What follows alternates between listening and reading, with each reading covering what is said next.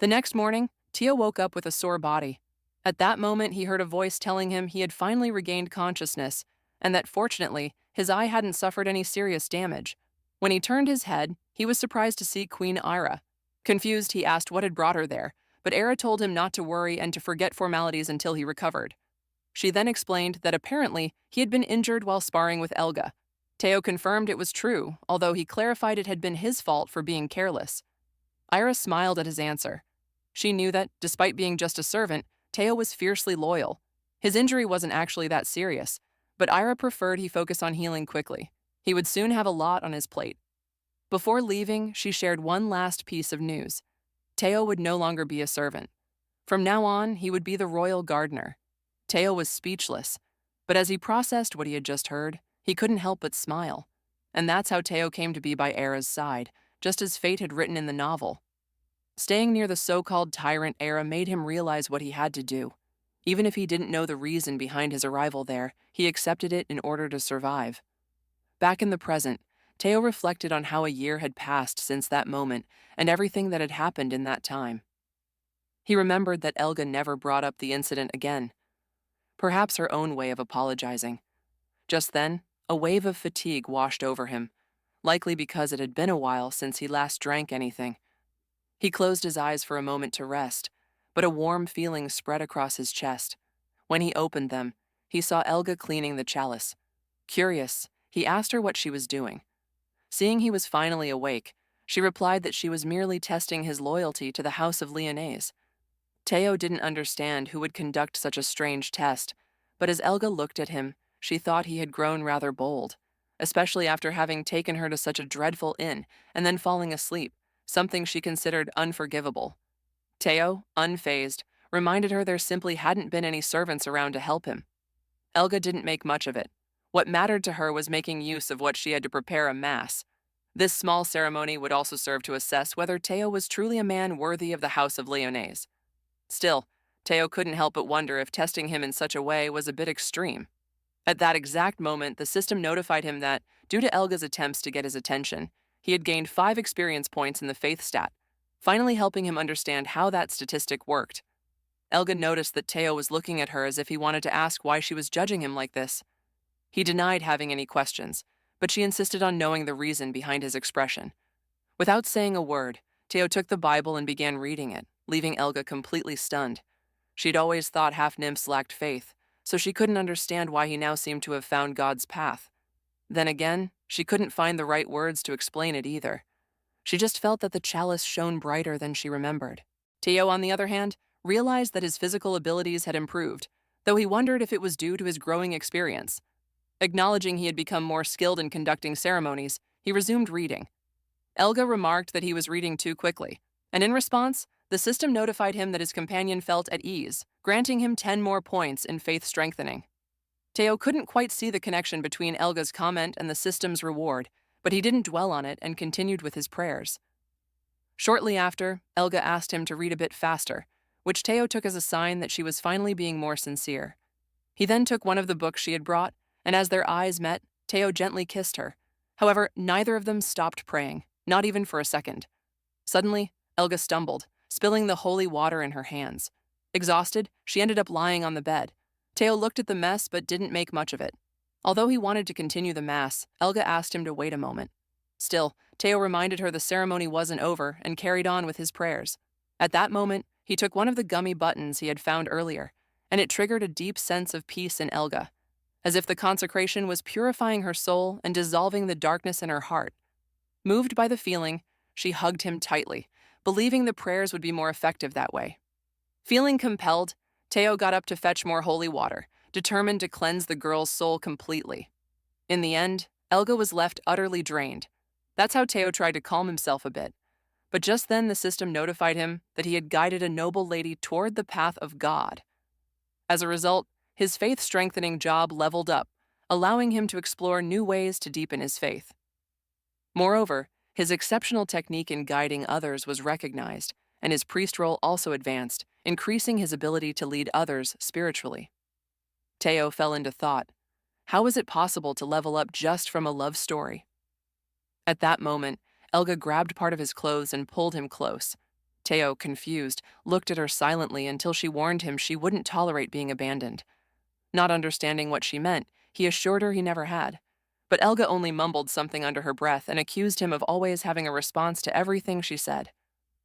Teo apologized, but before he could say anything else, Elga kissed him again. From that moment on, she decided she didn't want him to apologize anymore and asked him to keep reading the Bible. But just then, they were interrupted by the innkeeper knocking insistently at the door. Teo, still a bit confused, asked what the matter was. The man replied that a noblewoman seemed to be looking for him. That left Teo intrigued. He had no idea who it could be. He didn't think it would be Era, so he asked the innkeeper how he could be so sure. The answer was simple. There was no other tall, blonde woman staying in that part of the inn. Teo then assumed it really was Ira looking for them, though he had no idea how she had tracked them down. At that moment, Elga, cheeks flushed, asked him to keep what had happened there a secret. Teo was already aware. After all, he was only helping her while she recovered from her dizziness. Elga nodded in agreement. Meanwhile, in the lobby, a furious voice echoed. A girl demanded that the woman from Lyonesse be thrown out immediately. She claimed to know everything that had happened. Hearing this, Elga wondered who could be looking for her. That's when she saw her, Myrna Draco, the eldest daughter of House Draco, one of the 4 great families. Myrna, with clear disdain, demanded to know what someone like Elga was doing in that place. She didn't believe someone like her even had the right to speak, especially when, according to her, a brainless blonde didn't belong in the academy. Her words enraged Elga, but the young noblewoman continued to mock her. Teo, for his part, remembered that House Draco had long been one of House Lyonnais's fiercest rivals. The situation felt oddly familiar, like a passage from the novel. He knew he was supposed to stay in Anmar to suppress the rebel forces, but now everything seemed to be shifting due to his own actions. Suddenly, Myrna decided that words weren't enough and summoned dark shadows with her powers. Elga wasn't about to back down. Pulling out her axe, she made it clear that if Myrna wanted a fight, she'd be more than happy to oblige. After all, a warrior like her wasn't afraid of a few corpses. But before the battle could begin, Teo stepped between them. They couldn't fight in that place. Even so, Elga advised him to stay out of it, insisting it was a matter between them. Myrna, seeing him act, realized that this was the infamous Teo and scoffed, calling him the queen's mere pawn.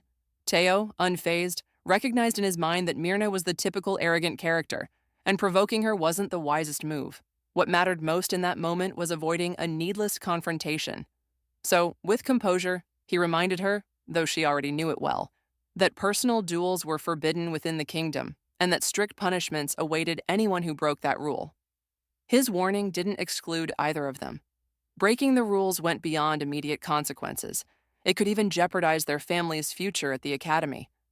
Therefore, the best course of action was to refrain from fighting over personal issues.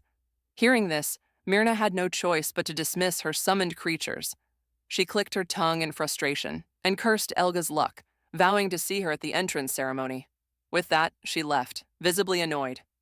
Elga, for her part, was left wishing she could teach her a lesson for her rude behavior, especially since the academy didn't belong to her family. Meanwhile, Teo was deep in thought.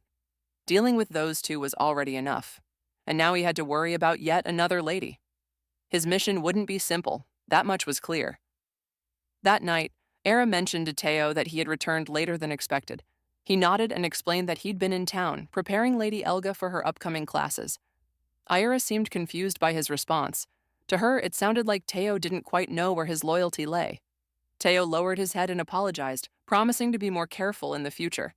However, Era wasn't interested in apologies. Instead, she directly asked whom he served. Since the topic had come up, she wanted him to prove his loyalty like in the old days. She extended her foot toward him, expecting him to act. Teo hesitated for a moment, but for Era the location didn't matter, only that he demonstrated his devotion. Aware of what the situation demanded, he wouldn't act immediately. Yet he couldn't help but notice how long it had been since he'd seen that cold gaze in her eyes. It reminded him that he always needed to be prepared. If she ever changed her mind, she was the kind of person who wouldn't hesitate to order someone burned. He bowed and gently kissed her foot. The gesture made Era blush, but at the same time, Teo noticed something else, a darkness radiating from her soul. He realized this was the perfect moment to rebuild her trust. Without delay, he went to retrieve a Dan he had kept for such occasions. When he returned, both he and Era remained silent, cheeks flushed as they looked at each other. Era, clearly puzzled, asked what he was doing. She'd only asked for proof of loyalty, not for him to go fetch something. Teo, slightly embarrassed, apologized, thinking he had gone too far and offered to stop before things escalated. However, though Era tried to hide it, she was flustered, but she didn't ask him to stop. At that moment, the system notified Teo that he had made his partner happy, granting him 50 experience points in faith strengthening. Teo confirmed his theory. This was the result of leveling up. Era's reactions were changing, even though all he had done was kiss her foot. Maybe he thought today he'd get her to fall completely for him. With that idea in mind, he used his jutsu to soothe the girl. Ira shivered and complained that doing something like that without warning was terribly embarrassing. But Teo didn't listen. Instead, he helped her adjust the breads she had brought and took one to eat, placing a gummy button inside. That small gesture brought peace to Era's heart.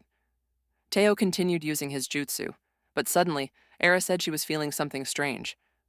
Teo didn't care in the slightest and kept doing what he did best. It was then that, due to a slip on her part, Ira spilled a bit of the holy water she was holding. Still, she couldn't ignore the strange peace she felt deep within. Teo, seeing her so flushed, paused what he was doing. His plan had worked. He had managed to extract part of the corruption from Era's soul. The effects of leveling up were truly remarkable. But just then, Ira grabbed Teo by the arm and, with an unexpectedly serious tone, asked if they could hold a mass right then and there. Teo knew that, unlike the Reinhard village where too many eyes were always watching him, this palace at that hour of the night didn't even have an ant in sight. Even so, he had to steer the conversation elsewhere. Era had started to question his loyalty. He had finally managed to have a mass with her, but when he spoke his first prayer, it left her speechless. The chalice's glow was so intense it caught her completely off guard. Inside, Teo understood that Era's heart, one no one had ever reached, was being touched for the first time. Still, that didn't mean he should take the ceremony lightly. So he continued reading the Bible at his own pace, allowing his words to refresh the young woman's spirit. At one point, Era leaned closer and, with a look of wonder, confessed that she had never felt anything like it before. It was a strange sensation, as if an electric current ran through her soul and filled her with relief. For Teo, this was completely normal. Those first feelings were part of the process. His duty was to guide her down the path of God. Their eyes met, and in a moment of connection, Teo kissed her. In that touch, he felt Era's corrupt soul begin to loosen even more. She was entirely different from any other woman with whom he had shared a mass. Teo kept reading, but something blocked him from continuing. He quickly grabbed some holy water and used it to purify her spirit. Thanks to that, Era was able to feel a bit of peace in her heart. At that moment, the system notified him that she had found the path to God, causing his skill to level up. Now, guiding other women would be much easier. Teo acknowledged that it wasn't surprising Ira was so special. Just reaching that point proved how extraordinary she truly was. Though part of that also helped dispel his own suspicions. Suddenly, the sound of rustling bushes made him turn around immediately, alarmed. Even after calling out to ask who was there, no one responded. Teo cursed the situation, unsure what could have caused the noise. He told Era he would go check it out, and she nodded. When he peeked outside, he found that the shadow he had seen was just a small kitten. Still, something in his instincts warned him not to completely lower his guard. He returned to Era and assured her there was nothing to worry about, though she still seemed slightly uneasy. Nevertheless, she was tired and chose to return to her chambers. Teo took on the task of gathering everything they had used in the mass before heading back to his own room. Without another word, Ira left. As he watched her go, Teo reflected on how quickly she had regained her composure for someone who had just experienced her first mass and granted him so much experience. It was impressive. Yet on the other hand, perhaps he had placed too much faith in the idea that Era would completely fall for him after just one ceremony. Suddenly, a new sound coming from the bushes caught his attention. He tensed immediately and didn't hesitate to raise his voice, demanding to know who was there. This time, he wouldn't let it go. He moved in to investigate and, in doing so, noticed he was moving with unusual agility. Could it be that his physical stats had improved without him realizing? Then he clearly heard where the sound was coming from. Without hesitating, he raised his voice again, ordering whoever was watching him to show themselves. But when he saw who it was, his expression filled with shock. Standing before him was Myrna Draco. In his mind, Teo couldn't make sense of what was happening, He hadn't felt even the faintest trace of her magic. But the worst part was that Myrna considered the current ruler her greatest enemy. He was in serious trouble. The person who had caught them was undoubtedly the last one he would have wanted to confront. But Myrna stood up after her harsh fall and told Teo not to misunderstand the situation. She hadn't seen anything, just Miss Ira praying a little. However, Teo instantly understood what that meant. Myrna had seen everything. Still, he couldn't shake the feeling that something about her wasn't right. Her aura felt completely different from what he had sensed at the inn. That's when he decided to activate his clairvoyance. It was then he noticed a second name linked to Myrna, and in that moment, everything became clear. The young woman explained that she couldn't sleep and had gone out for a walk, but after hearing a noise, she decided to check it out. Even though Teo could sense her uneasiness, he couldn't ignore the fact that she had been hiding near the Queen's quarters, a security breach that couldn't be overlooked, especially since that area was far from suitable for a simple nighttime stroll.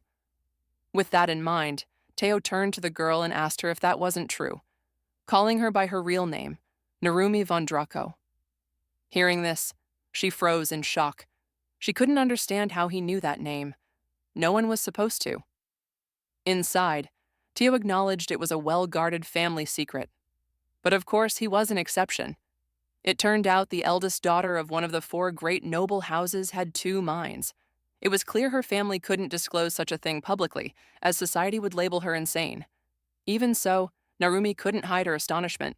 She had heard rumors about Teo, and now she found them hard to believe. She asked him directly if he could read minds or see the future.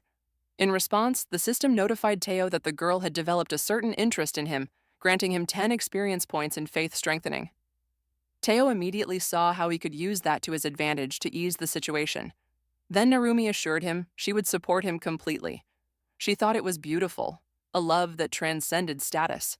She was so convinced that, if he had the time, she would like him to give her a special lesson on the preferences of noble ladies.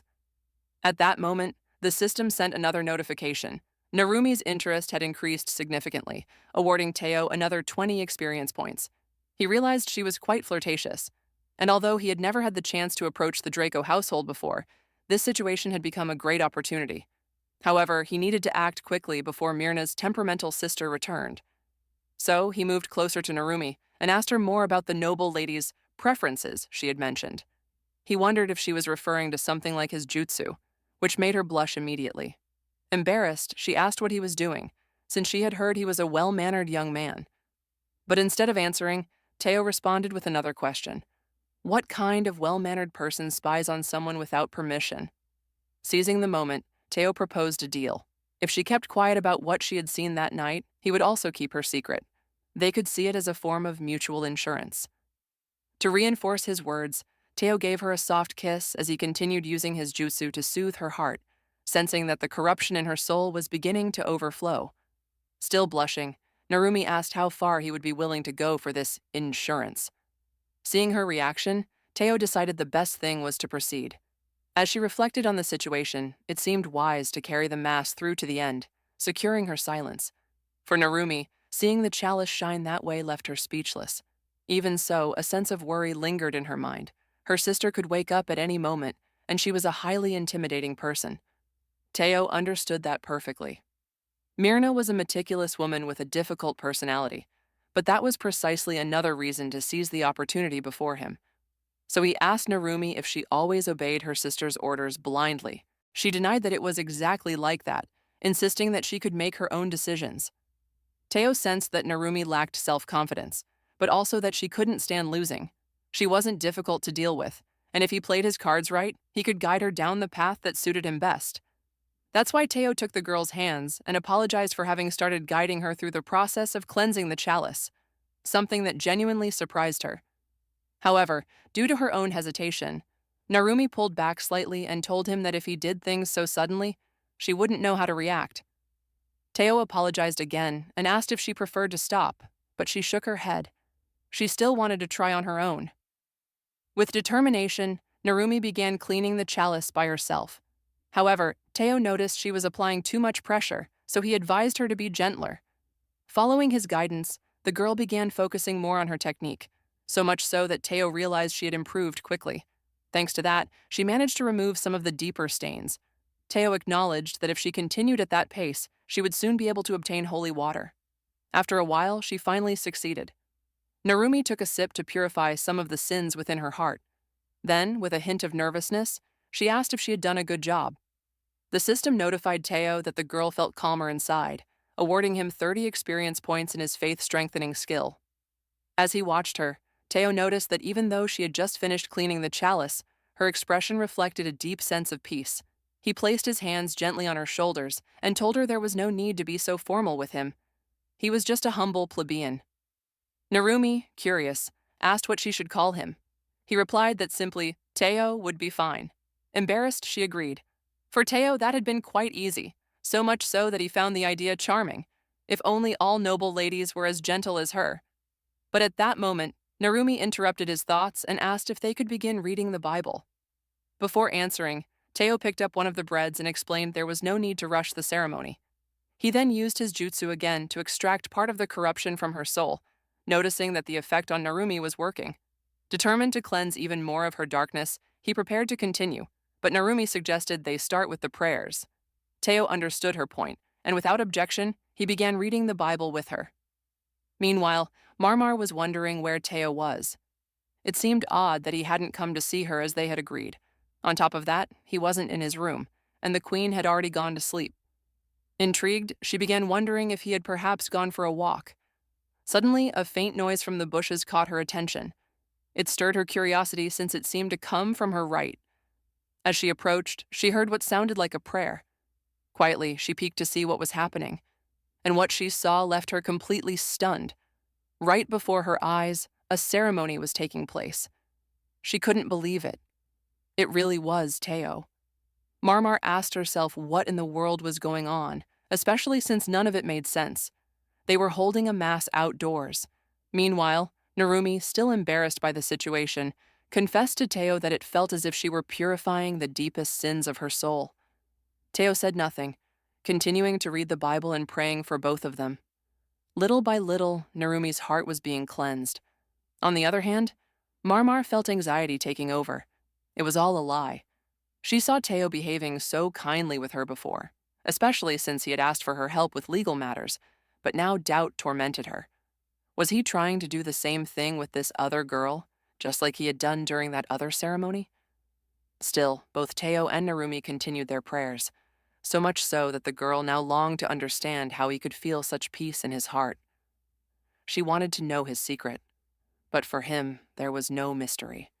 With a soft kiss on her forehead, Teo shared a sense of calm and continued his prayers, seeking peace between the two of them. In his mind, Teo knew that Narumi appeared so pure, but she wasn't someone he could let his guard down around. Corruption could still push her to the brink. That's why he had no choice but to use holy water to fully purify the girl's soul. As he did, he felt such deep relief that he had to sit down, exhausted by the amount of corruption he had just released. It was then that Teo noticed a red aura emanating from Narumi. That led him to conclude that, coincidentally, this had been her first mass. At that moment, Narumi told him her sister was beginning to wake up, especially since, if she realized she had been waiting too long, Segarm would start questioning her again. Narumi quickly stood up and said goodbye to Teo, explaining that she had to leave immediately. Before going, she confessed that even though she had only met him that day, she felt he was a kind person. Her words left Teo thoughtful. It was the first time anyone had said something like that to him since he arrived in this world. Then Narumi walked away, leaving Teo alone with his thoughts. He admitted to himself that the feeling was strange.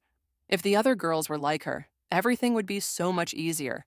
However, he didn't notice Marmar standing nearby, silently watching him with a melancholic expression.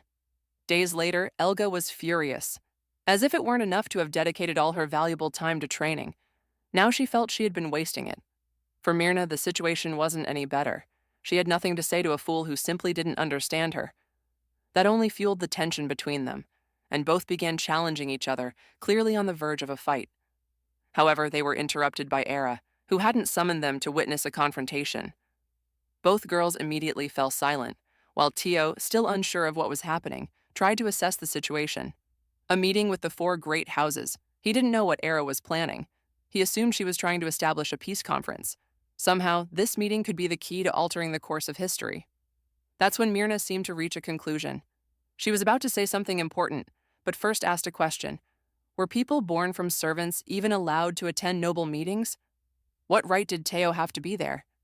Elga didn't hesitate to shout at her, demanding she watch her words. Teo wasn't just anyone. He was the royal secretary, appointed by the queen herself. Ira chose to let it go, curious to hear what Myrna had to say that was so significant she would bring it up in this setting. Teo, for his part, wondered how the conversation had taken such a strange turn. With certainty in her voice, Myrna declared that everyone present must have heard at least once about the forbidden legacy. A worldly treasure once in possession of the demon king, Solomo Anmar, granted only to someone strong enough to conquer the kingdom. However, she had received information that this treasure was now in Gracia. That couldn't be anything short of monumental. Her words left Era and Elga speechless, and more than anyone, Teo felt a deep unease upon hearing them. It was then that Teo began to recount the tale of the forbidden legacy. David Anmar, a humble shepherd, was chosen by God. The 4 clans were defeated, and the war came to an end. Those who survived chose Anmar as their king, and in his honor, the royal title bore no personal name. For generations, the kingdom of Anmar enjoyed prosperity and peace, until one of his descendants, Solomo Anmar, was corrupted by dark forces. His own family, who had only been seeking opportunity within the realm, took advantage of the chaos to turn against him. In the end, they managed to destroy Solomo Anmar and sealed him within an abyss from which he could never return, along with the treasure that held the power of Anmar, a relic indestructible by its very nature. Later history books came to call it the Forbidden Legacy. To Teo, these weren't just legends. They were real events. He was convinced of it, especially because the novel also referenced the existence of the Forbidden Legacy.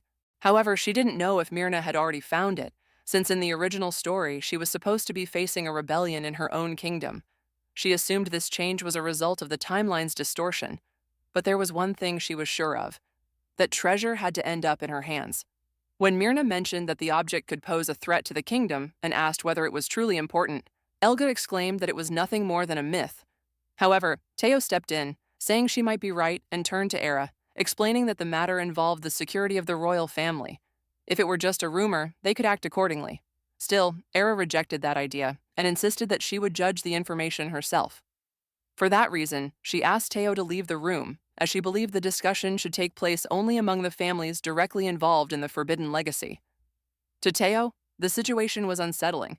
It was the first time he had been excluded from such an important conversation, and he didn't understand why. Even so, he waited outside, wondering if he had truly earned everyone's trust through his loyalty. But he figured he had been wrong. Beyond the existence of the Forbidden Legacy, he needed Mina to talk to him about it. Just then, the meeting room door opened. Myrna was the first to leave, casting Teo a mocking glance. Shortly after, Era appeared, looking exhausted, and mentioned she wanted to rest. Teo offered to walk her back, but she declined, saying she could go on her own. Teo accepted her decision and simply watched her walk away, without looking back. Then Elga came out and curiously asked Teo if it didn't bother him that they had spoken without him. He knew that Elga had also heard the same story, so he suggested they go somewhere quieter to talk. After a while, Teo began performing a jutsu to soothe Elga's soul. The technique was working, helping her find some peace. Teo knew he had to apply it slowly to maximize its effect. But when he stopped using the jutsu, Elga asked why. Teo was preparing everything to begin the mass, something that piqued her curiosity, as she wanted to know if he was starting with the prayers. That's when Teo asked her if there was anything she didn't know regarding the safety of herself and Era. Elga, without hesitation, admitted there was. Upon hearing her response, Teo calmly began reading the Bible, which helped Elga begin to find the path to God. What no one noticed was that not far from there, Marmar remained hidden, watching curiously and wondering what Teo was doing. Meanwhile, Elga, somewhat tired, told Teo that all she had heard was nothing but legend. To him, this meant that Elga hadn't revealed anything crucial. Still, he was convinced that Myrna had good judgment and wouldn't share valuable information with her rivals. For that reason, he decided it was time to leave and informed Elga of his decision. However, she tried to hold him back for a moment. Teo reassured her not to worry, as what they had discussed should remain secret. That response left Elga blushing and silent, though what she truly wanted was to ask if he'd like to receive a hug. Teo continued walking through the halls, lost in thought. He now had to meet with Ira in person, But before he could get very far, Marmar appeared in front of him. Intrigued, Teo asked what was going on. That's when she revealed that she had something important to tell him. Teo, not fully understanding her urgency, suggested she wait and talk to him later, as he was on his way to see the queen. But Marmar insisted, saying there was no need to ask Era. She herself would tell him what she knew about the hidden treasure of the king, the forbidden legacy.